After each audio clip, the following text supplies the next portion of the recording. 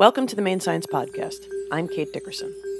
Today's episode is a conversation with Sean Birkel, who wears an extraordinary number of hats as climatologist at the University of Maine's Climate Change Institute and as the Maine State Climatologist. Sean has presented at a number of different Maine Science Festival events and was one of the experts for the Warming Sea Project.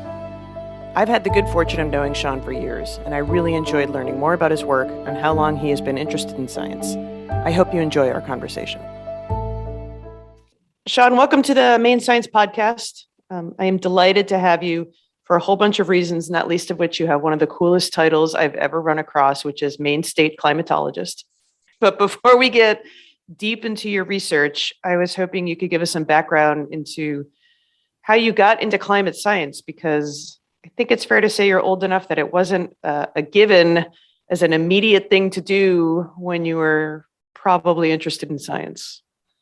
Well, thank you, Kate, and it's a pleasure to be here talking with you. My path to becoming a climate scientist and the Maine State Climatologist is a bit winding. Well, let's start back to when I was 5 or 6. Excellent. I'll keep this brief. In short, I knew very early on that I absolutely loved science. And what really brought me in, there are two things that brought me in to wanting to become a scientist. The first was when I got a telescope as a kid. I was either 5 or 6, and I just became absolutely enthralled and just dazzled by how many stars there were, and trying to comprehend the universe and using the telescope and seeing how, looking at one section of the sky, I just saw more stars, and learning about the planets in the solar system and how vast, and learning about the vastness of space. I was absolutely fascinated by that. And I can remember this was around the time that Halley's Comet was passing. I think that was probably 1985 or 86. And so this would have been a couple of years in the lead up to that, because I can remember that had not occurred, but there was build up to it. People were really excited in the anticipation because there had been such an impressive showing earlier in the century. And so along with the telescope, my parents, for Christmas, they got me a couple astronomy books, and one of them had a big expose on the appearance of Halley's Comet, and then talking about the anticipation of the next showing, which turned out to not be that spectacular, which was very unfortunate, very disappointing. But around that same time, so when I was entering kindergarten, first grade, I also started to become interested in dinosaurs. I was given a dinosaur book. Those two experiences cemented my interest in science in general, but also my interest in deep time, trying to understand the vastness of the universe, space, but also of time. And that always stayed with me. And as I progressed through school, science was always my favorite class. I always enjoyed the scientific method, asking questions, seeking answers, and learning. Throughout high school and certainly into college, I knew I wanted to be a scientist. Originally, I wanted to be an astronomer. Again, going back to the first telescope that I got. So when I was trying to choose a major for college, I was really torn, because also by that time, I had developed an interest in computers. And I took a couple programming classes in high school, Basic in Pascal, which I think that the high schoolers today would probably snicker at that. And so I was torn between, well, do I go into computer science? Do I want to be a coder? Because I also was playing a lot of video games in high school. Or do I go into try to pursue astronomy? In which case I'd have to major in physics. And I've always been an average math student. And so the prospect of having to be a physics major first was pretty intimidating. But that's what I chose. And after 2 weeks, I withdrew from the program and took a year off, because I realized I'm in over my head. I'm an average math student, but I felt as though that particular program was too much for me, and I had to reassess. And then I thought about the computer science part, but it was the physical sciences that I was really interested in. In lieu of not being able to, or deciding not to pursue astronomy, I thought, well, earth science, because there's the concept of deep time, and there's paleontology, and maybe I can study about dinosaurs or just about Earth history. Now, climate was not on my radar at that time. This is the mid to late 1990s. And I knew about climate change, in the media is typically referred to as global warming. And so I certainly knew about it. And it was something I had some concern about it. But as you know, our level of concern was much less 25 years ago than it is now, because now the impacts of climate change have become so much more apparent. But we'll touch upon that in a few moments. And I was also thinking about biology, because I'm interested in biology as well. Well, I ended up choosing geology, or earth sciences. And the deciding factor was really the concept of deep time, because I've just always been so fascinated with that. When I re-entered the university program, this was at the University of Maine, I really felt as though I made the right decision, because I really enjoyed the geology courses. And I think it was by about junior year, that's when I started taking courses that related to climate. In particular, I took a course on ice ages that was taught by Al Borns, who he passed away early last year. Over the years, I worked with Hal on projects. He was my capstone project advisor when I was an undergraduate student, and I'd been in the field with him and gone on field trips with him. So Hal, taking his class was one of those moments that steered me in a certain direction. Also, around the same time, or actually sophomore year, I met George Denton, who is still a professor at the university, and he's a geomorphologist, paleoclimatologist. And actually, it was George who steered me towards Hal's class. He said, I think you should take this class. He said, I think you would find it really interesting. And so it was per his suggestion. And so in taking Hal's class under the guidance of George Denton, who was my undergraduate advisor for that particular semester, that set me on this course to want to study climate. And so in graduate school, that's when I started to integrate the skills that I had acquired in high school and also in college in terms of programming, because I took a couple programming courses as an undergraduate student in C++. And then as a master's student, I started to work with MATLAB, write code, and also work with James Fastook, who's also a professor at the university, who developed the Maine ice sheet model.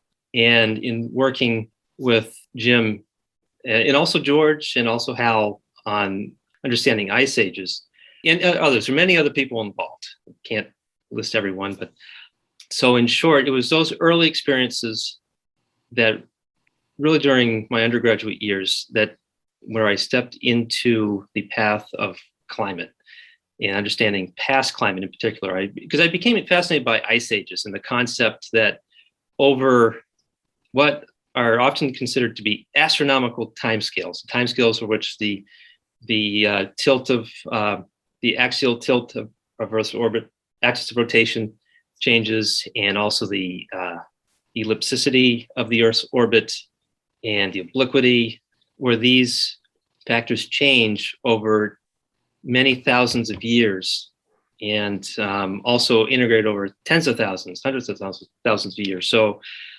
and again, it goes back to my early interest of trying to understand changes over large timescales. So that really drew me in. And so as a graduate student, I was really focused on paleoclimate, understanding ice ages.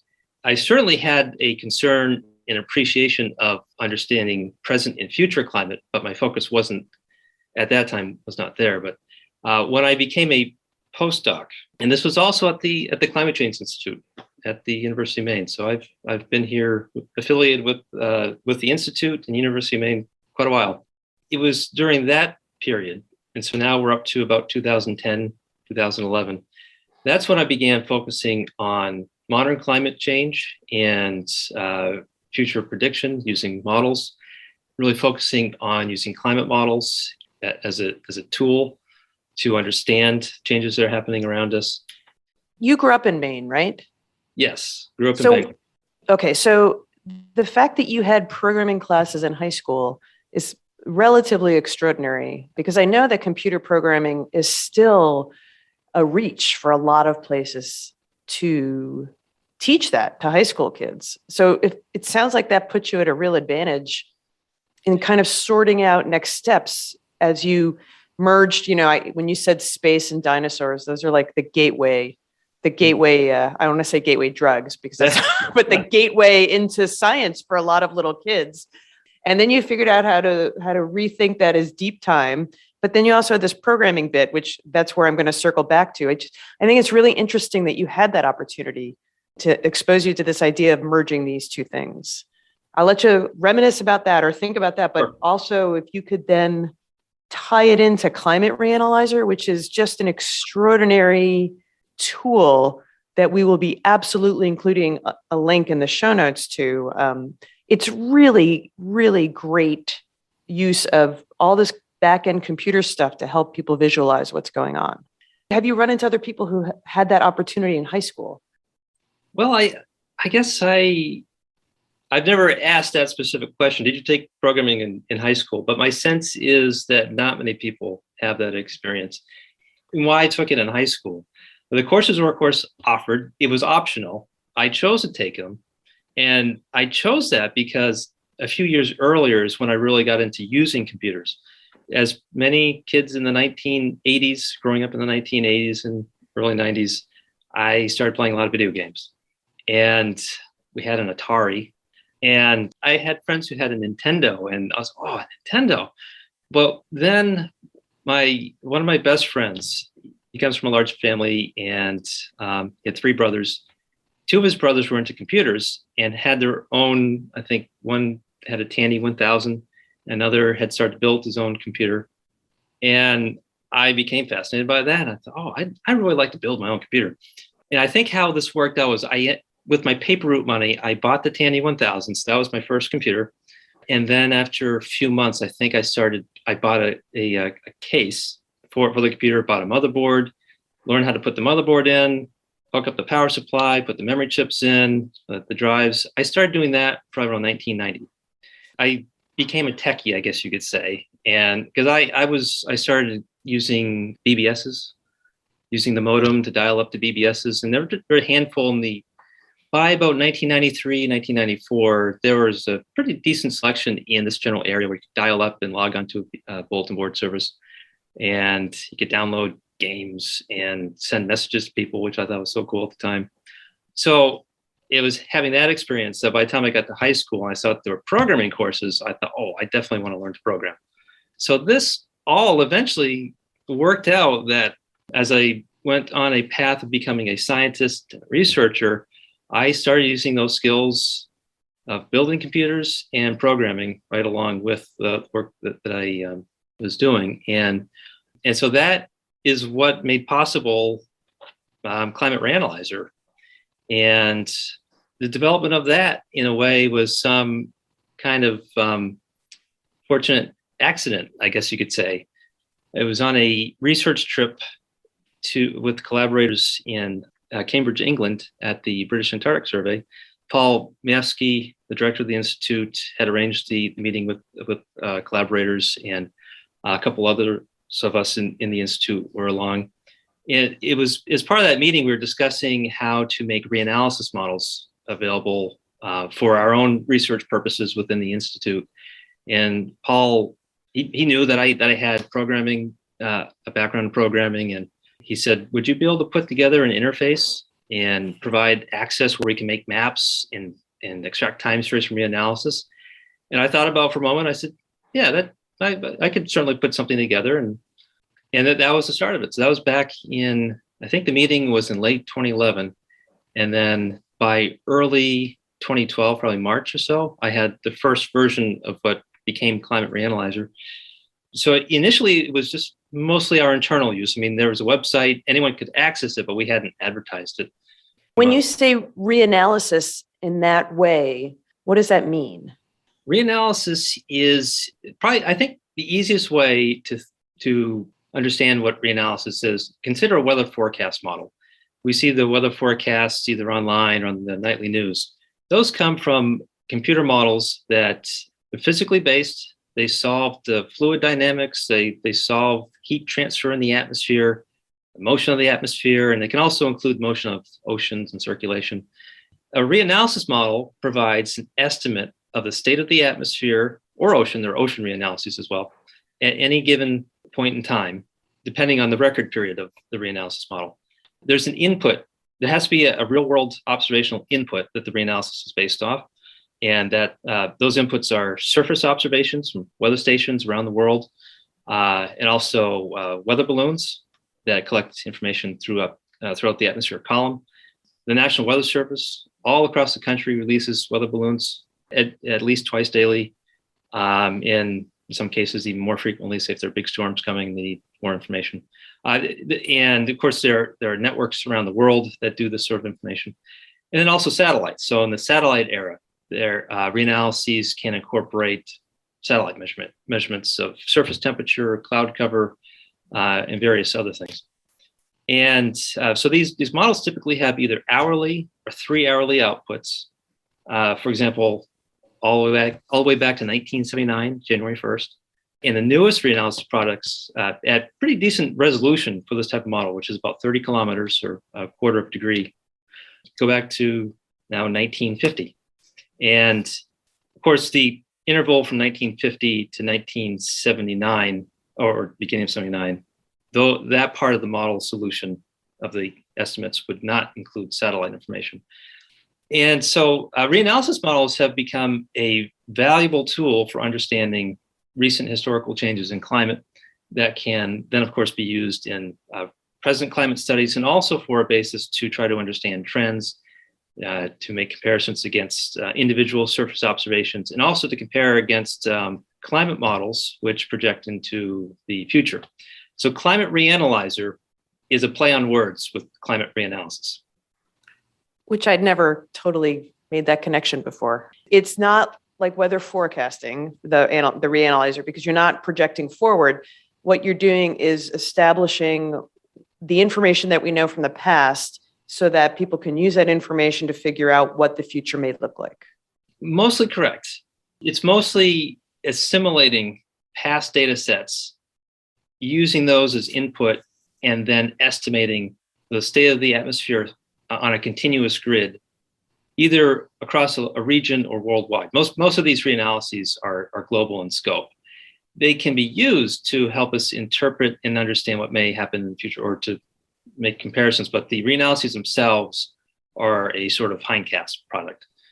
And then the forecasting component, say if the model is initialized at 0 UTC time on a given date, that's when the data, the observations are ingested, and then the model does make a forecast. The model component of the reanalysis, the atmospheric model, will forecast out typically 6 hours or so, and often in ensemble.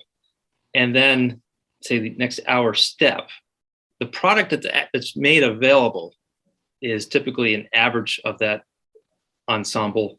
But we're really getting into the weeds now. Yeah, that's fine. You initially built Climate Reanalyzer for the internal research folks. You know, people could go there if they happen to know it. I'm going to guess it didn't have all the different types of data and bits of information that it has right now. Like if I went to the website now, I'm betting it looks much more, there's a lot more information there than there was to begin with, number one. Absolutely. Yes. Okay.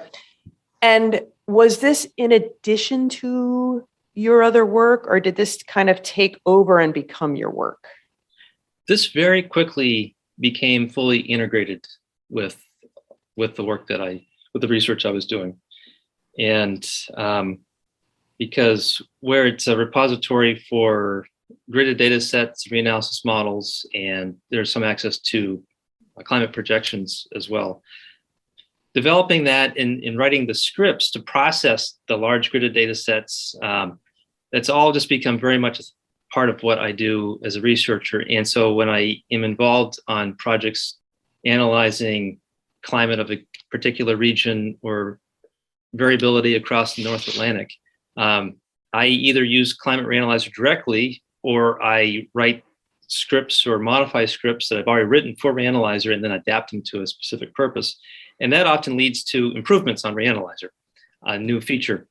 The 3 pages that the site started out with are the monthly reanalysis pages for producing maps, time series, and running correlation maps. Those pages now are vastly improved from what they were several years ago. And again, through this process of improving them as I also conduct research, there's a reanalysis model called ERA interim. That was one of the first ones in there. There's also NCEP-NCAR reanalysis. That's the original reanalysis that was first published in 1996, is when the paper on that model or framework. Reanalyses include a model component, the atmospheric model, but they're really often referred to as a product.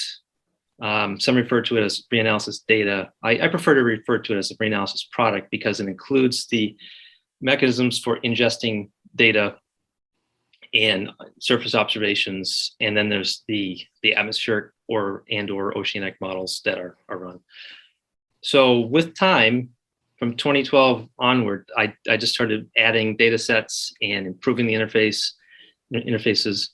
And also very early on, I think by 2013, I really started to think about, well, is there a way I could get daily usage, visitors to come back every day and check out the site? And I started thinking about weather forecast models, and also about, well, there's a very close relationship between climate and weather. In the most basic definition, climate is average weather. And you can choose what type of climatology is of most interest, what time period is of most interest. Is it a 30-year climate normal or 100-year climate baseline? But climate is average weather. And so why not have a website that provides access to climate reanalysis and also weather forecasts?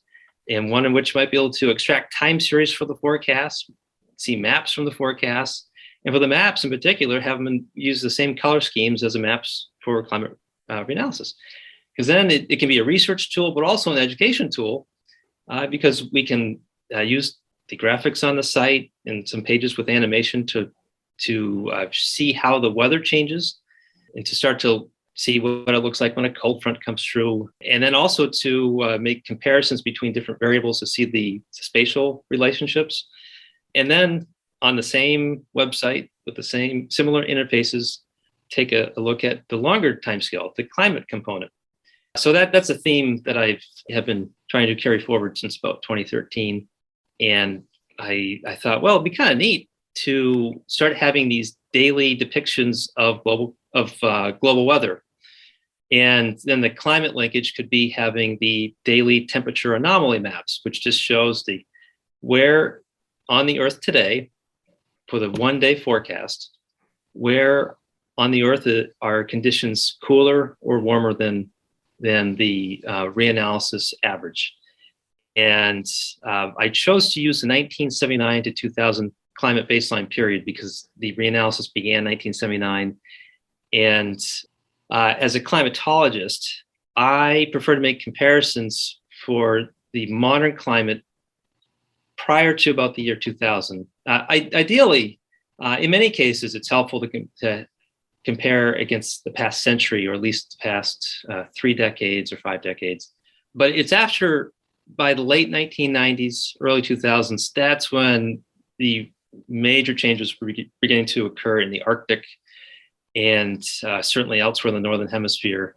And so when you go to Climate Reanalyzer and look at the daily temperature anomalies, I chose the climatology to be 1979-2000 because that comparison period, does not include some of the more drastic changes that have occurred in the past 20 years. It emphasizes on a given day, the patterns that we see in terms of contrasting temperatures. It's accentuated a little bit by focusing on the earlier period in reanalysis for the comparison. Are you planning on updating that or shifting the comparison timeframe, or do you want to keep it from 79 to 2000 because, and I talked about this with Cassie Rose from the Maine Climate Council, this is the very first time such drastic changes have happened in the global environment due to human-caused actions. So are you, maybe you don't have an answer to this, are you intent on keeping it there so that we can really see what we've done, for lack of a better word, or will you readjust as, another decade goes by and shift the time frame? Ideally, I'll add the option for the user to change the baseline as they want, because following up on what I mentioned a few moments ago was, depending on the topic of study or the particular system, we might choose one climate baseline over another. And I think it is very helpful to have, or certainly would be, to have the option of looking at, for example, the 1981 to 2010 climate normal, and now the recent 1991 to 2020 climate normal. That's in the works. It's a matter of just carving out the time to have those maps produced as well to modify the script. But for that particular interface, I also I'll probably keep the default as 1979-2000, because that has been on the site using that time period for the anomalies since 2013, and keeps things consistent. But of course, on the reanalysis pages, if you want to make a map showing the difference between 2010 and 2020 or 2021, you can make that comparison for any range of years. On those 3 monthly reanalysis pages, the user can select the variable, and in particular on the map interface, they can select the year, the month, the season, and then the range of years that you might want to average across. So that tool, you can use whatever climate baseline to produce these anomaly maps. I mean, it's a wormhole. Every time I go on your site, Sean, I lose some chunk of my day in all the good ways. Are you still able to do your other research? Or are you still doing research on kind of the deep time and the large scale time? I mean, I know that Climate Reanalyzer is a chunk of time, but I also know it's not the only thing you do. I've recently taken a joint position between the Climate Change Institute and Cooperative Extension. And in this role, there's a strong emphasis on my duties as state climatologist. And so I'm focusing mostly on climate aspects as they impact Maine's climate. And I'm continuing to do research on North Atlantic climate variability, Arctic climate teleconnections, and but I have other projects as well. For instance, one of the NSF-funded projects that I'm on, and this is with Paul Mavsky, Director Institute. It's a project investigating Andean climate in the Central Andes. There's an ice coring component and a weather observation component with collaborators. And my component is it's an examination of reanalysis models and how they perform in reproducing the climate of that region. And then also assisting with supplying data in conjunction with the ice core studies. And in the recent years, I've been on a number of different research projects, and some of which I may have a heavy involvement, others in which I help supply climate data, either from the reanalysis models or models that are used to project into the future. So I do many different things. I would say most recently, in relation to working with Extension, I've been working a lot with colleagues who are connected with the agricultural community, and I'm working on providing climate and weather decision tools for agriculture, in particular Maine agriculture. And so I've been involved in a couple studies that relate to how climate changes in Maine are impacting agriculture, and what are the needs of the agricultural community, what data products can we supply, and how can we contribute to planning efforts and adaptation. So this very broad overview of the projects you're working on is a perfect segue into what longtime listeners are going to be tired of me talking about, and that's the Warming Sea Project. And I think should be, I hope, obvious to anybody who's been listening why it was so important to me that you spoke with Lucas Richmond, who was the composer of the piece. You guys had a really remarkable conversation. Actually, Miranda and I last week just listened. We went through all the footage, I think it was 14 hours total of all the different interviews. And it was amazing, number one, to relive all of that, but number two, to realize how much information got packed into Lucas's head by all the different experts, And we haven't even gotten to the school visit videos yet, where, you were part of that with us. That was an unusual ask, I think, for me to put out to different scientists. Hey, could you meet with this composer who has no real science background and explain your work? And you were far and away, along with all the rest of the folks, actually really game to have this conversation. So first of all, thank you for that. But secondly, I'm wondering, how did that work for you to talk to someone? You really had to start at this basic level to catch Lucas up. And then you guys got into it. You were hovered over your laptop and you were showing him stuff. It was really cool. Well, I think it was a wonderful experience. I really enjoyed the interactions with Lucas that we've had so far. I mean, on several occasions now, and I think it is an absolutely amazing project. And I look forward to seeing the symphony perform it. And I really enjoyed that initial conversation with Lucas. As you could probably tell, I'm the type of person who will go off on different tangents and get into the weeds. And my wife tells me that I'm on a country road, and sometimes she needs to push me onto the 4-lane highway and make sure I stay focused. And actually, I'll note that's one challenge I've had as a researcher is I'm interested in so many different things. I really have to force myself to be disciplined. And when it comes down to it, I have deadlines, responsibilities, and I have to focus on projects and get them done. So when I talk with someone and the conversation can be open-ended and we can explore different things, I love doing that. And you could talk about climate and the environment and many other things, all kind of in one large discussion for many hours. And so that I think with Lucas, he had so many different questions. And so I think we were both very willing to just go down different paths and see where they took us. That's true. Actually, I hadn't thought about the variety of ways that, and his approach and his angle would match someone who wanted to talk about all these different things. Have you had any other, what I would call unusual experiences talking about your science to people for whom it wasn't an obvious audience? Honestly, I don't think so. I've given many public talks to public audiences, and overwhelmingly, they've been positive, very positive experiences. And I mean, granted, in the last couple of years, it's been mostly virtual presentations, but the in-person presentations, I really enjoy them. And I would say just about every single one, people come up afterwards to talk more about specific questions. And on a couple of occasions, I gave maybe a 45-minute talk, and I ended up afterwards, say that for another 2 hours, answering questions with, say, 2 or 3 people, and including people who have come up to me after the talk and said, I'm not so sure about climate change, but I really appreciate your talk, and you've given me a lot to think about. And that's happened on a handful of occasions. And then they come up and they ask more questions.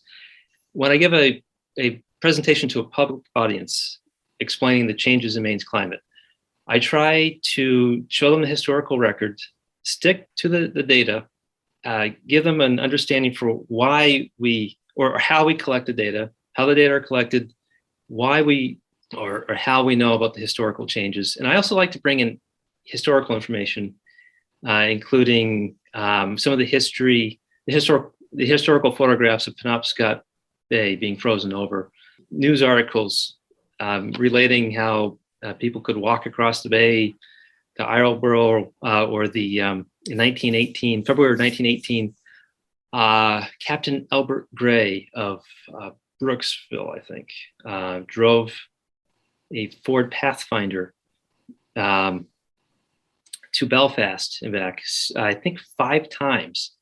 And there's a photograph of that Ford Pathfinder with a sledge hooked up to the back, laden with supplies. And those trips were made because that was a particularly severe season for ice. One of the largest freeze-overs of Penobscot Bay. And the supplies were typically delivered to the western portion of around Castine and so on by ship. And in that season, I think it was by early February, the ship ships could not get into the port, and the community needed supplies. And so the decision was made, well, we need to go to Belfast. And they measured the ice along the way. And as I recall, I double check this from the story. It was published in the Bangor Daily in February of 2018. As I recall, sea ice thicknesses of 5 inches were found along the way because they were concerned to make, I think it's about a 6-mile trek across. Yeah, it would not be, it's not trivial to go out in the ice for that long. Yeah. But then after finding the ice was plenty thick, and I think there were 5 trips made overall. But anyway, including information like that. And there are several other years in the early 1900s in which the bay froze over. And on the western side of the bay, ice had extended down even to Camden and Rockland. And then some of this information is anecdotal. Other information comes from newspaper clippings, and there are photographs showing the conditions in Belfast Harbor. And so I like to draw that in and then show the time series, the temperature time series. And for each one of the big dips in temperature in the early 1900s, you can find historical information about that year the bay froze over. And so when the data line up with the anecdotal information and the photographs and the newspaper articles, I think that's very powerful because it helps people to visualize and to see, yes, that's how it actually was. And there are still people alive today who, at the very least, remember stories from their grandparents or the parents relating some of that past climate history in Maine. But overall, I found public audiences are quite receptive. And I tried to present the data and discuss the impacts. And then it all depends on if I've been invited to give a talk on climate impact specifically versus provide an overview of Maine's climate, go through the historical record, and then just give people the broad overview. But overall, these have been very positive experiences. Do you think people need less convincing based on how things have been the last couple of years? Or do you think it's still a fair amount of people who question the fact of climate change? I think less convincing is needed. We're seeing it more and more. Yeah, and so at least in my experience in giving these talks, the audience is receptive. I mean, in part of that could be the people who would attend a climate talk would be mostly already engaged in that issue. However, having spoken with people, especially after the talk, and have told me that they've said, thank you. You've really given me a lot to think about. And I appreciate the way that you've laid this out. And one thing I try to do is provide the information, and then it's up to the person. If they are receptive to that information, that can be used they can then determine for themselves. I like to provide people with the information and hope that they can then use that to make an informed decision. Okay, one last question. Are those talks indicative of what you do as the Maine State climatologist? And then an additional question with that is, what are your other roles as the Maine State climatologist? Well, the overall term for what I do is provide climate services. And so that includes providing data, developing data products, and also to help facilitate decision-making. And so I'm a resource for Maine stakeholders on issues of climate and also weather. In that overall field of climate services, I do a number of different things. So in terms of some stakeholders send me an email and say, I'm looking for this type of data set. Can you help me out? And so I'll help provide the data and sometimes help process the data. And other times someone is searching for a specific interpretation or would like guidance on an environmental impact issue, or in terms of agriculture projects that I'm involved in, we work with the agriculture community to find out what data products they might need, what challenges they face in terms of adapting to, say, for example, extreme precipitation And drought is certainly a major issue, especially after last year. And I'm serving on the scientific and technical subcommittee of the Maine Climate Council. And so I played a role in developing the assessment report that the STS published, including the update report that was released in early December. And I give presentations to school groups, and sometimes I'm asked to focus on how weather works. Other times I'm asked to give an overview of climate. And I've also been asked, could you present to the class Climate Reanalyzer? Show us how to use it. And then of course, there's the climate research that I do as well, and advising graduate students and sometimes undergraduate students as well, a number of different things. This has been a really great conversation. And I think if I don't stop now, you and I will go on for hours and hours because, well, first of all, I really like talking to you, but there's just a whole lot of additional information we could get in the weeds with. But I think I would probably spare both of us and our time and our schedule from that. This has been really great. I really appreciate your time, and I really appreciate the work that you do. I think it is pretty clear to anybody who talks to you for 3 seconds or longer that you love trying to figure this stuff out and that you really want other people to try to understand it as much as possible.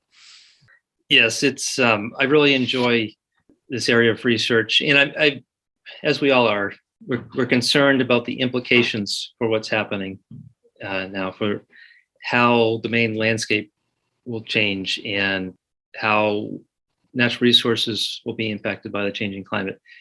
But I'm also very encouraged by the forward momentum on facing this issue, especially here in Maine with the Climate Council. And I figured I would mention that because as a climate scientist, on the one hand, I'm fascinated by the climate system, how it operates through time naturally, and how humans are impacting it, and what may lie ahead in the future. So, as a scientist, that's one way I look at it, is understanding the system. But obviously, there's also, as a person, the emotional response, and certainly hoping that we can come together on a very large scale and address this major challenge that lies ahead of humanity. Yeah, that's a really good point. And I'm glad that you mentioned all that Maine is doing. I think this is, you mentioned you've done all your academic professional work at the University of Maine and the Climate Change Institute. And while you and I have had lots of conversations about how great it is to live in Maine and how lucky we are, I also would hazard a guess that one of the reasons that you've done all that work here is because it is one of the world leaders, if not the world leader in climate change research. So why on earth would you go anywhere else is one thought. But also, Maine is the first state in the country that has a climate action plan. This is one of those cases where Dirigo truly does spell out what we're doing. So thank you for reminding me of that. Yes, it's remarkable, and it's wonderful to be a part of. I know how hard it can be to grab people's time, so I'm always grateful. So thank you so much. You're welcome. Thanks for listening to the Maine Science Podcast. Make sure you never miss an episode by subscribing on Apple, Google, Spotify, or wherever you get your podcasts. And please leave a rating and review. It will help more people find us and help spread the word about some of the remarkable people doing science in Maine. The Maine Science Podcast is recorded at Discovery Studios, Maine Discovery Museum in Bangor, Maine. It is produced and edited by me, Kate Dickerson. I receive production support from Miranda Bouchard and social media support from Next Media. The Discover Maine theme was composed and performed by Nick Parker.